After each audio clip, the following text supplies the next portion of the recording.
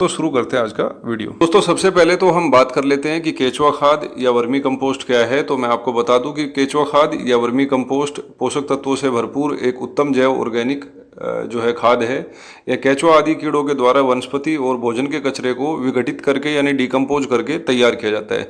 सामान्य कंपोस्ट में बगैर कीड़ों की मदद के हम प्राकृतिक रूप से जो है वनस्पति और जो भोजन का कचरा है उसको विघटित होने देते हैं और उससे कंपोस्ट तैयार होती है। लेकिन इस कंपोस्टिंग की टेक्निक में वर्मी कंपोस्ट में हम केचुओं की मदद लेते हैं। दोस्तों अब बात आती है कि वर्मी कंपोस्ट और गोबर खाद और कंपोस्ट में सबसे बेहतर खाद कौन सी आपके पौधों के लिए होगी। तो मैं आपको बता दूं कि वर्मी कंपोस्ट में एनपीके यानी नाइट्रोजन, फास्फोरस और पोटेशियम जो कि पौधों के लिए सबसे जरूरी पोषक तत्व है, उनकी मात्रा सामान्य कंपोस्ट और गोबर खाद से ज्यादा होती है। दोस्तों वहीं पर अगर हम बात करें तो वर्मी कंपोस्ट में लाभकारी सूक्ष्म जीव यानी हेल्थी बैक्टीरिया की मात्रा ज्यादा होती है। अगर आप बैक्टीरियल इकोसिस्टम अपने गार्डन का सुधारना चाहते हैं तो आपको जो है वर्मी कंपोस्ट इसमें काफी मदद करेगा। इसके अलावा दोस्तों वर्मी कंपोस्ट में लाभकारी एंजाइम और प्लांट हार्मोन होते हैं जो सामान्य कंपोस्ट और गोबर खाद में कई बार नहीं होते हैं। तो ये जो प्लांट हार्मोन है ये पौधे की अच्छी ग्रोथ के लिए मदद करते हैं और एंजाइम जो है वो पौधे को बीमारियों से लड़ने में मदद करता है।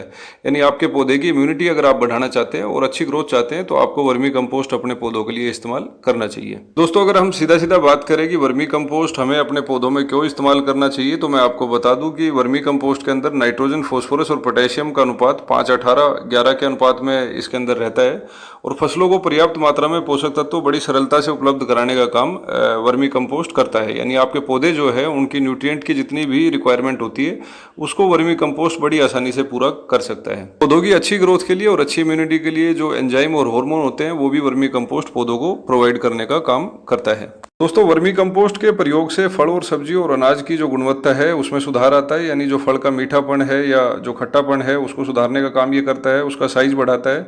इसके अलावा केचुआ खाद में पाए जाने वाले सूक्ष्म जीव मिट्टी का पीएच जो है उसको बैलेंस रखने का काम करते हैं, उसको संतुलित रखने का काम करते हैं। दोस्तों वर्मी कंपोस्ट मिट्टी में कार्बनिक पदार्थों की वृद्धि करता है और भूमि में जैविक क्रियाओं को निरंतरता प्रदान करता है। यानी बायोडाइवर्सिटी जो है मिट्टी की उसको बढ़ाने का काम भी वर्मी कंपोस्ट खाद करता है। इसके प्रयोग करने से भूमि उपजाऊ यानी फर्टाइल बनती है और भुरभुरी बनी रहती है। दोस्तों अब हम बात कर लेते हैं कि वर्मी कंपोस्ट खाद को हमें इस्तेमाल कैसे करना है। तो जो ये तरीका मैं आपको बता रहा हूँ, चाहे आपने जमीन में पौधा लगाया हो या गमले में लगाया हो, दोनों के लिए ही सेम तरीका आप इस्तेमाल कर सकते हैं। दोस्तों जमीन में लगे हुए पौधे को खाद देते समय हमें कैनोपी का स्ट्रक्चर समझना पड़ेगा। कैनोपी यानी अगर जिसे साफ साफ शब्दों में हिंदी में अगर कहा जाए तो छत्र छाया जो होती है पौधे की, उसको समझकर ही आप खाद अच्छे से प्लान करके दे सकते हैं। ये देखिए नींबू का पौधा है और इसमें काफ़ी अच्छी ग्रोथ हो रखी है। हर ब्रांच पे इसके अभी फ्लावरिंग हो रखी है क्योंकि समय समय पर इसको उचित खाद मिलती रहती है। तो कैनोपी मैं आपको बताना चाह रहा था। कैनोपी देखिए होता है जो ब्रांच जहाँ पर लास्ट ब्रांच जो है विड्थ के अंदर जाकर खत्म हो जाती है, उसके बिल्कुल सीध में जमीन में जो हिस्सा होता है वहां तक का हिस्सा, उसके अंदर का हिस्सा जो स्टेम से लेकर और जो जहां पर लास्ट ब्रांच खत्म होती है वो हिस्सा कहलाता है कैनोपी पौधे की। तो कैनोपी जहां पर खत्म होती है ज्यादातर पौधे की जो जड़ें हैं वो विकास उतनी दूरी तक तकरीबन जमीन में कर चुकी होती है। अब ये जो जड़ें हैं ये यहाँ तक आ चुकी है और यहाँ पर हम इनको अगर फर्टिलाइजर देंगे तो ये बड़ी आसानी से इसको ग्रहण कर सकती है। आप पूछ सकते हैं कि सीधा सीधा हम इसको स्टेम के आसपास क्यों नहीं डाल सकते ज़मीन पे। तो मैं आपको बता दूं कि अगर ज़्यादा फर्टिलाइजर जो है जड़ों के आसपास खड़ा हो जाता है, स्टेम के आसपास खड़ा हो जाता है, तो स्टेम के गलने सड़ने की पॉसिबिलिटी हो जाती है, फंगस लग सकती है।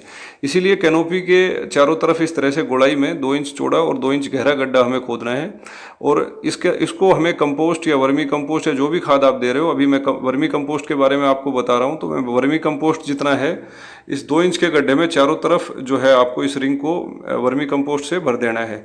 अब इसका ये जो मेथड आपको मैं बता रहा हूँ इसको बोलते हैं रिंग मेथड ऑफ फर्टिलाइजेशन। ये हम तरीका क्यों अपना रहे हैं ये भी मैं आपको बता देता हूँ।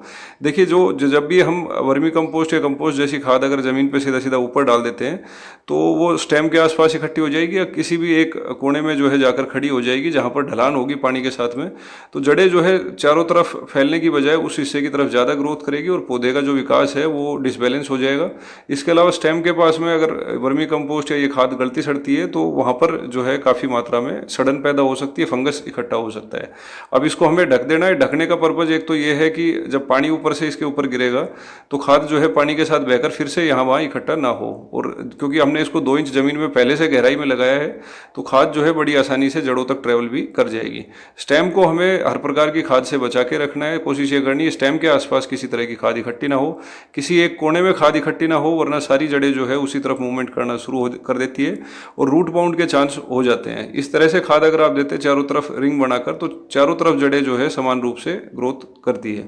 अगर आपने गमले में पौधा लगाया हुआ है तो गमले में सबसे आसान तरीका ये रहता है कि गमले की दीवारों के साथ साथ में इसी तरह से रिंग बनाकर आप उसके अंदर वर्मी कंपोस्ट या कंपोस्ट भर सकते हैं और ऊपर से मिट्टी से ढक सकते हैं। हाथों हाथ इसके अंदर आप सिंचाई कर दीजिए। 30 दिन के अंदर अंदर ये कंपोस्ट गड़ सड़कर जो है पौधे की जड़ों को मिलना शुरू हो जाता है।